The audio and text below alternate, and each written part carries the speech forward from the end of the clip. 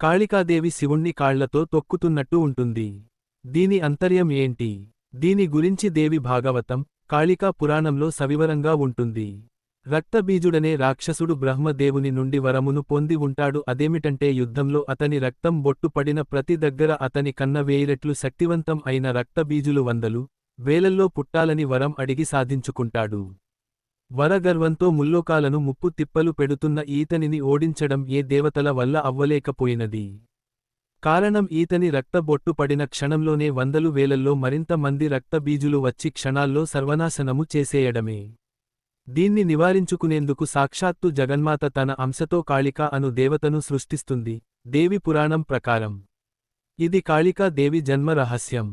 ఈవిడ ఒళ్ళు మొత్తం నల్లని నలుపు వర్ణంలో ఉండి, మహాభయానకం అయిన వదనం, కోరపళ్ళు, ఛాతి వరకు వేలాడే రుధిరవర్ణపు నాలుకతో, ఒంటిపై వస్త్రాలకు బదులు పుర్రెల దండమీద, అస్థిపంజర చేతులు కింద వైపున కట్టుకొని, బిరుసెక్కిన నల్లని పెద్దవైన శిరోజాలతో, 8 చేతులు, వాటిలో ఆయుధాలతో అతి క్రూరంగా గర్జన చేస్తూ, దిక్కులు పిక్కటిల్లేలా అరిచి యుద్ధంలో దిగుతుంది.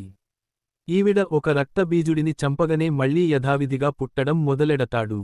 అది చూసిన ఈమె పొడుగాటి ఆమె నాలుకను పరిచి ఒక్కో రక్తబీజుడిని చంపడం, కింద రక్తం బొట్టు పడేలోపు నాలుకతో జుర్రకొని మింగేయడం చేసింది. తద్వారా ఒక్కసారి కూడా రక్తం నేల తాకకుండా ఉండుట చేత రక్తబీజుడు మరల ఉద్భవించుట జరగలేదు. చివరగా చంపిన రక్తబీజుని తలను చేత్తో పట్టుకొని రక్తం పీల్చేసి విజయగర్వంతో నర్తిస్తూ అడ్డు వచ్చిన ప్రతి ఒక్కరిని చంపడం మొదలెట్టింది. కారణం ఆవిడ తాగింది అమృతం కాదు కదా, రాక్షసుని రక్తం. అది తమోగుణ ప్రధానం అయినది. అందుకు ఆ రాక్షస ప్రవృత్తి తనకు వచ్చి ఇలా దేవతలు, మానవులు తేడా లేకుండా అందర్నీ నరకడం మొదలు పెట్టింది. ఎవ్వరూ ఆమె ఎదురు వెళ్లే సాహసించలేదు. అప్పటి నుండి ముల్లోకాలు గజగజ వణికిపోతూ ఉండగా, ఈమె గట్టిగా గర్జిస్తూ, క్రూరంగా హుంకరించుతూ, అందర్నీ భక్షిస్తూ నడుస్తోంది. దేవతలకు వచ్చిన ఈ కొత్త సమస్య వల్ల అందరూ మహాదేవుణ్ణి ప్రార్థించారు. ఈమె పార్వతీదేవి అంశమే కనుక మహాదేవుడే ఆమెను శాంతిప చేయగలడని చెప్పగా మహాదేవుడు ఆమెను అనుసరిస్తూ వెళ్లి, ఆమెకు ఎదురు పడగానే నిలబడకుండా వెంటనే నేల మీద పడుకుండిపోతాడు. ఈమె వెళ్తూ వెళ్తూ మహాదేవుని ఛాతీమీద తన పాదం మోపుతుంది చూసుకోకుండా.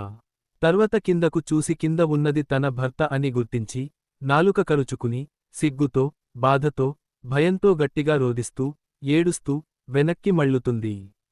ఇలా అవడానికి కారణం రాక్షస రక్తం తాగిన ఆమెకు ఆ తామసగుణం పోవాలి అంటే, కేవలం తన భర్త స్పర్శ, అందున మహాదేవుని పావన స్పర్శ వల్ల మాత్రమే స్పృహ వస్తుందని మహాదేవుడు ఎరుగుదును కనుక ఆయన అలా చేశాడు. భర్త మీద కాలు పడగానే పత్ని యొక్క సహజ